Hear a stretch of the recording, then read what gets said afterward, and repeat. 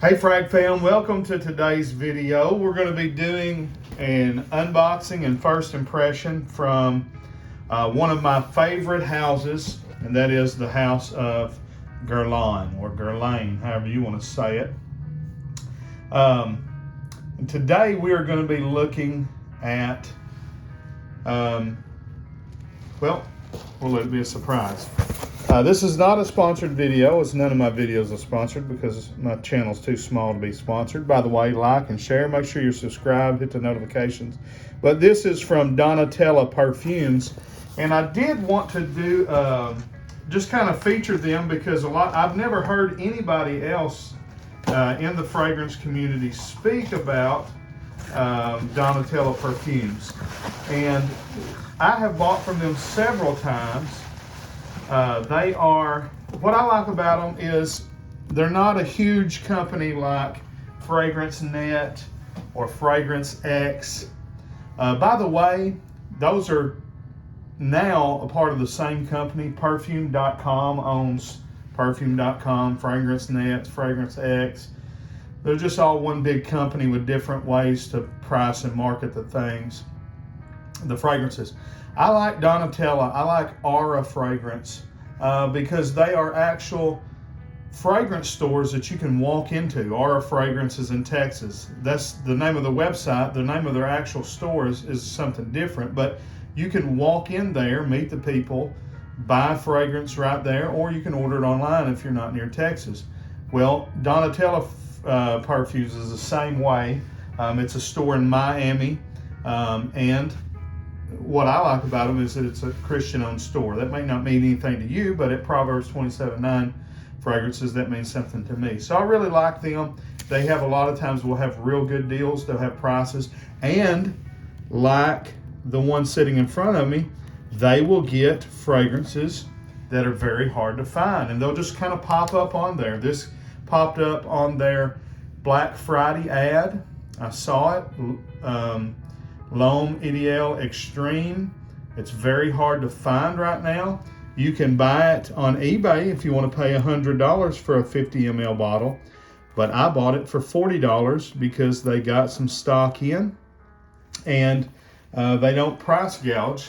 A lot of people don't realize it, but even Fragrance Net and Fragrance X will price gouge their fragrances. If it's a hard to find fragrance, they will mark the price up. I remember or just in general, if you find, like, if they get some Sauvage elixir in, you know, they're not going to charge $155 for it. They'll charge $170 or $80 for it or whatever, you know.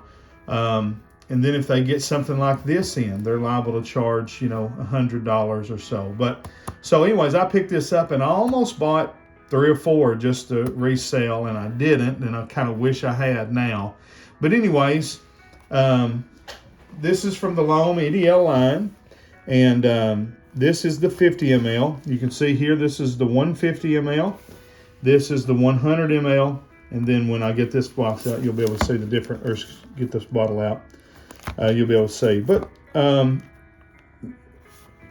you know, Guerlain, they have a wide variety of fragrance lines. They have their classic line, as you can see by the bottles in the back, which Heritage, Habit Rouge, Vetiver, Guerlain Homme, Lige, L'Instant de Guerlain, which is this one in the middle. I don't have all of mine out here. I've got La Boissée. I've got, this is the EDP and Heritage. I've got the EDT. Both of those are at home on my nightstand right now. I'm wearing those at home right now. So anyways, I love Guerlain fragrances. They have like these classic lines you can get for like 30 and 40 bucks for these big bottles. The EDP line is, you know, usually, you know, 40 to 80. And then they have extreme niche fragrances that sell for $300-400 a bottle.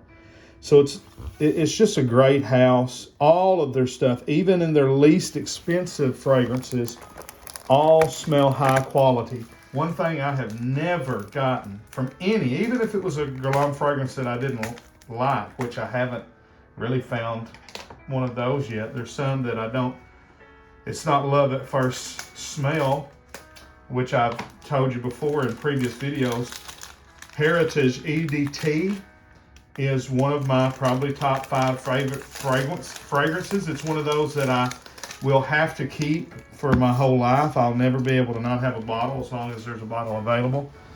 And the first time I smelled it, I didn't care for it. I thought it smelled too dated, and my nose has changed. My taste in perfumery changes probably once every 6 months or so. So this is L'Homme Ideal Extreme, and we're just going to do a first impression of it. Okay, I've never smelled this one. As you can see, what I have is I have the original. I've got 3 bottles of this because I absolutely love it. I have the La Intense. I have sample of the EDP, which is the one that everybody raves about. And of these 3, it's my least favorite. I think this is the best. Second, this one actually is a toss-up between these 2. I got Sport as well. Sport's good. It's a fresh version of it. I do not have Cologne. I do not have Cool. And I have never smelled either one of those. If anybody wants to send me a sample, I'd be glad to review it. Okay, so again, here is the 50 ml bottle. We'll put these up side by side so you can kind of see the difference in them. There it is that way. Here it is from least to greatest. Probably the best way to put it for you to kind of see the difference in the bottles. But all the bottle designs in the L'Homme Ideal line are very similar. Okay, so let's spray it.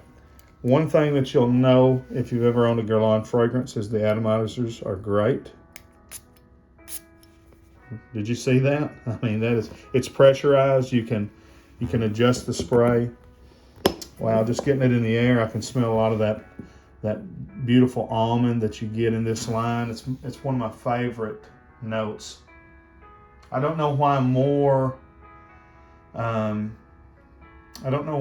fragrances doesn't use an almond note. To me, it's just divine. It's just creamy and sweet, and it's a slight woodiness to an almond, if that makes any sense to you.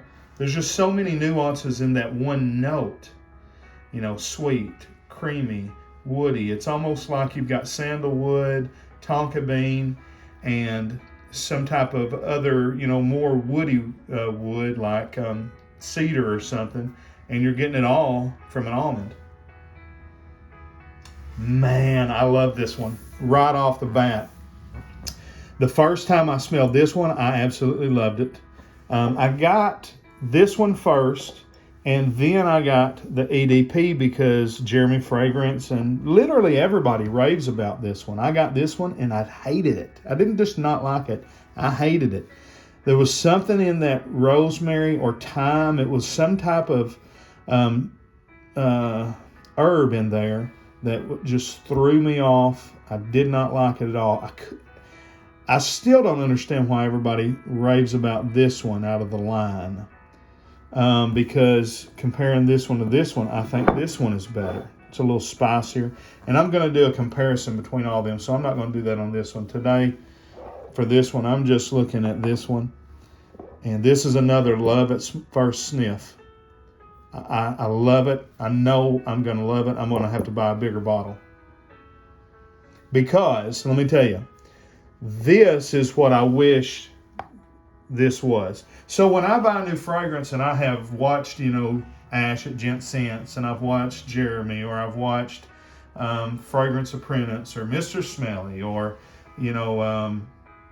I used to love watching Brooklyn Fragrance Lover, Redolescence, Steven at Redolescence. I'm like you. I'm a fan. I watch all these different reviews. I develop a thought in my mind of a profile in my mind of what I think the fragrance is going to smell like. And what this smells like was exactly what I thought the EDP would smell like. And so when I got the EDP and it didn't smell like this, I was let down and I was confused, and it had all these other herbal qualities that took it in such a different direction that I really didn't, like it, because again, I had this preconceived idea of what it was going to smell like. Now, having come back to it, I like this now. It's not my favorite, but I do like it, and I can wear it. As you can see, I've used some of it. This is awesome. All right, so at first blast, you get a lot of that same profile. This is Extreme, and to me, even though this is an eau de parfum concentration, to me and to my nose, this is an extreme version of this and not this. Now, Guerlain may disagree, you may disagree, but if this was all of the things in this intensified, I would not like it. Here you get the everything is extreme. You get the almond is kicked up. There is a sweet cherry. I know cherry's not listed in this, but the first time I smelled it, I smelled cherry. I smelled a cherry almond.